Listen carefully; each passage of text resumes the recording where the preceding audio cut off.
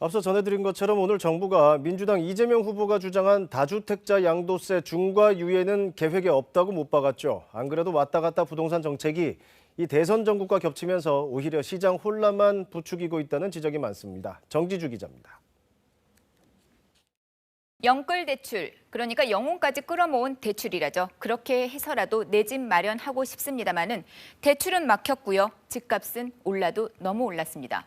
심지어 세계 1위입니다. 물가 상승률을 감안한 실질 기준인데요. 조사 대상국 56개국 가운데서 3분기에 가장 많이 올랐습니다.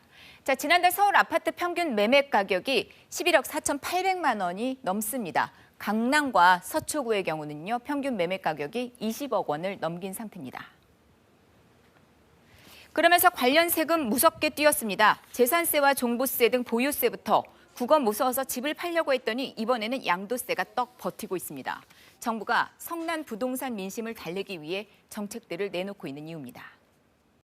먼저 1가구 1주택자에 대한 양도세 비과세 기준이 기존 9억 원에서 12억 원으로 완화됐습니다. 그러니까 2년 전에 6억 5천만 원에 산 집을 12억 원에 판다면은요, 3,500만 원 넘게 양도세를 냈어야 했지만은요, 이제는 그 양도세가 0원이라는 얘기입니다. 하지만 눈에 띄게 거래량이 늘지는 않았다는데요. 이런 가운데 부동산 관련 여러 정책들의 수정안이 나오면서 혼선을 주고 있습니다. 먼저 재산세와 종부세 등의 보유세는 당정이 동결 방안을 추진하기로 했죠. 경제부총리도 오늘 관련 부담을 완화해주는 보완책 검토하고 있다 밝혔고요. 다주택자 양도세 중과 완화는 여전히 논란 중인데 이에 대해선 경제부총리가 변경 계획이 없다고 못을 박았습니다.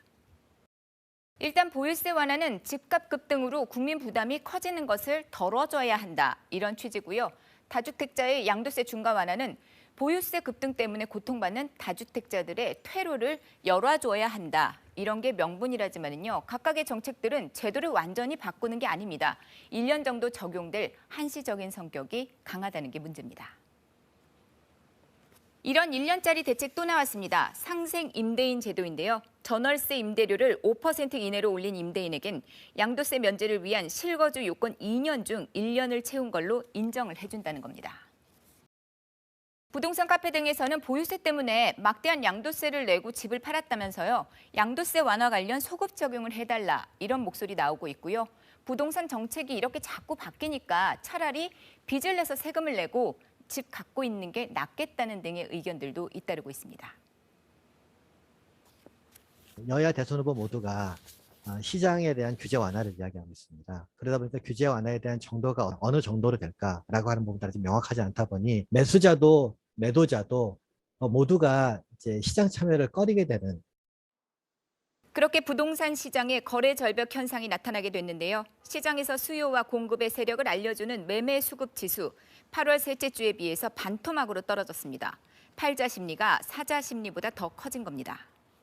매물은 이제 꾸준히 이제 나오기 마련인데 그 매물 소화가 안 되고, 그런데 매수자들은 또 당장 집을 살려는 의사가 좀 적고, 이러다 보니까 매물은 쌓이기 시작하고 매매는 거래가 안 되고.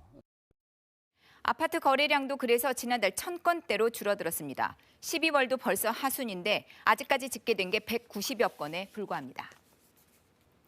대출 규제와 금리 인상, 그리고 대선을 앞두고 정책 변화를 지켜보겠다는 눈치 보기 심리가 반영됐기 때문이라죠. 자, 이런 가운데 외국인들의 국내 부동산 매입이 크게 늘고 있다는데요. 자, 국적을 보면은 중국인이 일단 압도적으로 많고요. 강남구에서도 많이 샀다는 통계 있습니다. 건수로는 아직은 미미한 수준이지만은요, 전문가들은 자칫 시장을 교란시킬 수도 있다면서 관련된 제도 정비가 필요하다고 지적합니다. KBS 뉴스 정지주입니다.